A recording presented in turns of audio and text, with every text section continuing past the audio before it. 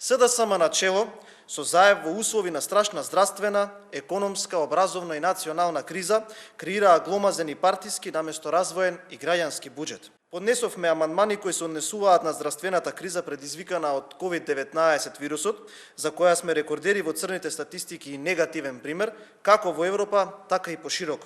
Поднесовме амандмани за бесплатни ПЦР тестови за сите граѓани, како и дополнителни мерки и помош за здравствените работници, но и за градежни зафати и изградба на нови и реновирање на веќе постоечките инфективни деленија ширум болниците во Република Македонија. Исто така, поднесовме амандмани за обезбедување на средства за помош на другите сектори кои се погодени од оваа криза.